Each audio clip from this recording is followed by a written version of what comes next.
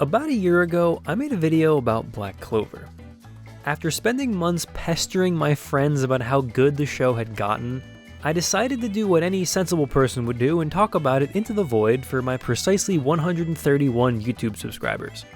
The point of that video was to convince people I didn't like the show initially or were put off by Asta's yelling to give it another chance.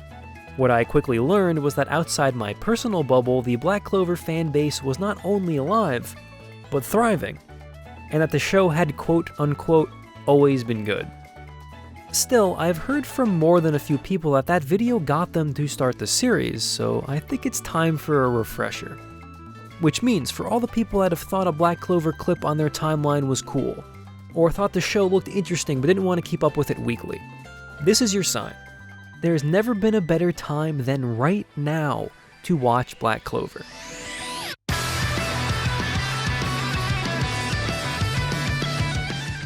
As of this recording, the anime has ended, with a very large, bold asterisk on that statement.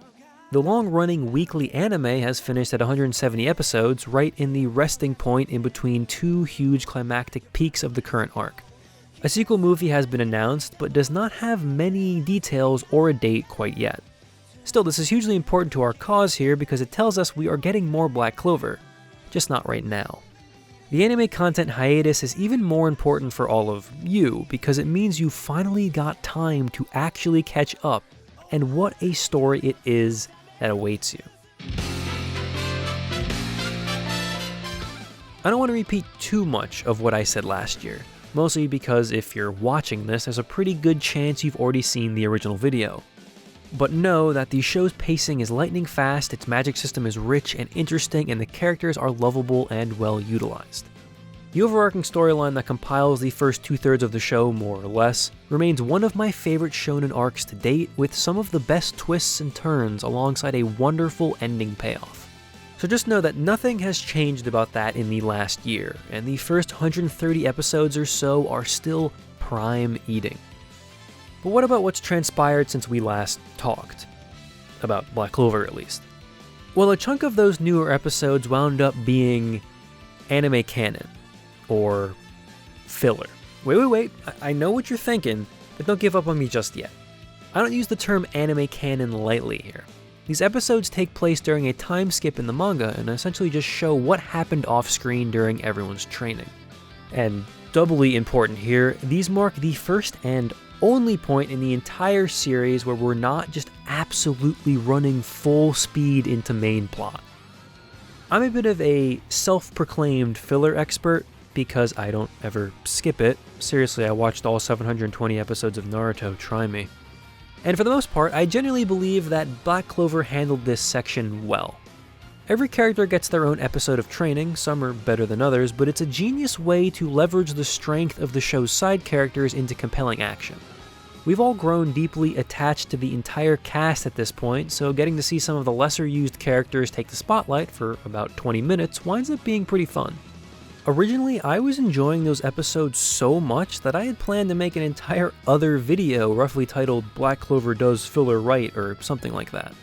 Unfortunately, the final longer arc kinda turned that on its head. The Devil Banisher's arc isn't bad. It just commits the filler sin of trying to make us care about characters that we know won't have an impact on the main story. Now, as far as filler arcs go, though, I actually think it's pretty entertaining. There's a coherent story, it builds off of the show's previous themes, and we even get to see some characters who rarely interact get some screen time together. They clearly went into it with a lot of ambition and desire to tell a compelling side story not only adjacent, but within the framework of the current Black Clover plotline. And to some extent, I think they succeeded. It definitely does not feel like a cheap write-off used just to fill time. But there are some thematic statements I think they wanted to make that don't entirely land within the way the story plays out on screen. Some of the grander ideas miss not because of execution, but simply due to the lack of actual consequences that is required from an arc like this. I think it hides it well enough to the point where if you watch this without any prior knowledge, you'd probably just say it's one of the weaker arcs in the show and move on. But the cracks do show every once in a while. Either way, you definitely won't be bored if you choose to watch all the anime canon content. And of course, you can always skip all of this if you want, like the manga does. Ultimately up to you. Now, as far as the real meat of recent Black Clover goes, the filet mignon, the wagyu beef, so to speak. If you thought Yuki Tabata would slow down his pacing for what very well might be the final arc, no. Instead, he just turns it up to 11. Essentially, the second the show comes back to manga canon episodes, stuff just goes off the rails, giving us fight after fight after fight. We're introduced to a cavalcade of new villains, magic abilities, and transformations, as well as buff Asta. The show doesn't go too hard with its post-time skip redesigns, it's mostly just a few new hairstyles, but Asta looks like he's about to go play middle linebacker for the goddamn Green Bay Packers. I know some people didn't love Buffsta, but I'm all for it. I love him. He is my son. Plot-wise, I honestly didn't think the show could continue to surprise me 160 episodes deep, but it keeps doing it. Even when it becomes predictable, it manages to keep you on your toes. I do have to say though that I don't entirely find the current villains as compelling as the elves were, but I can't say I was super interested in the Eye of the Midnight Sun initially either, so I'll hold off judgment for now. Their designs and powers are cool, I hope they just get more time to really shine down the road. Any and all nitpicks are forgiven though, thanks to probably the two most emotionally powerful scenes in the entire series, and maybe the best fight. It's truly rare for a long-running series like this to continue to one-up itself time and time again. I am heartbroken that we won't be getting this upcoming climax animated over the coming months, because the story left off on such an incredible high point that I'm clamoring for more sometime in the near future. As far as that future and the manga goes, I'm illiterate and I don't read manga, so I have no idea. But luckily, I know someone who does. Hello everyone, Chris the Greek Weeb here, and I am here to tell you guys about the aspects and what could you possibly see in the Black Clover manga if you choose to start reading it right at this moment. If you do not know who I am, my channel is the Greek Weeb, formerly known as the Review Cave, and I have been doing manga chapter reviews for over the past year. At first I focused on One Piece, My Hero, and Black Clover and The Promised Neverland up to its conclusion. I have stopped doing my Black Clover, One Piece, and MHA reviews due to some copyright BS, which got my channel temporarily, terminated for about a month. So, for now, I'm only focusing on doing Eden Zero and Four Knights of the Apocalypse manga chapter reviews. Four Knights of the Apocalypse is the sequel to the Seven Deadly Sins, and I am really enjoying that series so far. So if you want to give something a read, give the Seven Deadly Sins and then Four Knights a read. But you're not here for that. I mean, obviously, you look at the title of this video. But let me tell you guys a quick thing about the Black Clover anime going into the manga. At this point, Black Clover is at 291 chapters. Only 9 chapters away from reaching 300, fully solidifying its more basically 6-year run in Shonen Jump at this point. So, the anime actually ended off in chapter 270, which is where, in the final episode 170, where Libe and Asta finished their fight, and let's face it, that fight was honestly very epic, and I keep watching on repeat at least once a week now, just because I missed the Black Clover anime.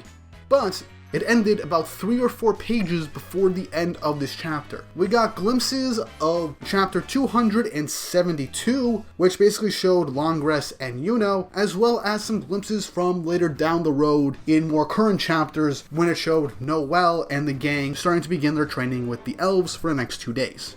Now, an important aspect in 270, which we missed in the anime, most likely because they wanted to end it off on a more positive note and somewhat open-ended conclusion, is that Nacht was getting ready to bring Asta into the next phase of his 2-day training now that him and Libe have formed a contract. And this is a brand new power for Devil users only. Specifically right now, Nacht's going to show this to Asta in order to help give him a much needed power boost so that he can fight Dante and the Dark Triad on a more even playing field. At this point, there are 21 chapters right after the events of the finale of Black Clover's anime. The manga has so many things going for it, and let's just say, after the events of 170, once we get into this next part of the Spade Kingdom invasion arc, the elite group of Holy Knights end up causing all sorts of amazing fights and matchups. The captains that we didn't see at all after the time skip, we get to see how strong they've become, the new techniques. One of my favorite aspects is the fact we got to see Mario Leona again, and my god, it was so nice seeing her fight the absolute beast, one of the most powerful characters in the series. She shows how strong she really is. We actually get to see some very interesting matchups with the Dark Triad. Now, I'm not going to basically spoil the matchups, but the Black Bulls, more recently, have started to have more active and epic moments, with certain characters being reintroduced in the story that have not been seen since the time skips happened, which I'll let you guys think about that for yourselves. The fights and the magic system is still incredibly amazing, and we get to see so many different combinations of magical techniques, since fighting the Dark Triads are not really a one-on-one single-person effort, as each fight consists of multiple characters fighting against the Dark Triad and their devil magic. Tabata's artwork has always been a really great thing about Black Clover, and the pacing of Black Clover has been just breakneck speed. And if you guys have been wondering why the last arc of Black Clover, the last basically from 158 to 170, the last 12-13 episodes have been just breakneck speed, and let me just tell you this, they did add some bits of filler to help extend the episode count and make things feel more natural. It's the fact that when this arc started in the manga, after a few chapters, Tabata was going through some stressful times, and the chapters were shortened to about 13 to 15 pages, which is basically unheard of for a weekly series, as they are, for the most part, 17 to 21 pages long for a weekly runout. So it was only able to get the bare necessities in every single chapter, while also setting up what could happen in the next. And the anime really did adapt this Spade arc phenomenally. Everything was just movie quality, and let's just say the battle with Yami and Asta versus Dante was honestly a lot quicker in the manga, and in the anime they spread it out and made it even better. And I just can't wait to see, hopefully, when this series eventually comes back. The artwork is phenomenal and very detailed, and the action scenes are still incredibly fast-paced, have real impact to them, and just seeing all our favorite characters in this next arc showing off what they can do is just beautiful. But I have been talking for way too long at this point, and I do not want Ian's video to reach 30 minutes. So, let me just leave you off with this. The manga is great. What you're going to see in the manga, and hopefully for when the anime comes back, is going to be nothing short of greatness. And I really hope you guys enjoy this video. Thank you, and I hope you see you guys again. A huge thank you to the Greek Weeb for helping me out, and if you don't want to believe me when I say the series is only going to get better, then believe him, because he actually knows. Once we're done here, don't forget to check out his channel as well, particularly if you're more into the manga side of all of this.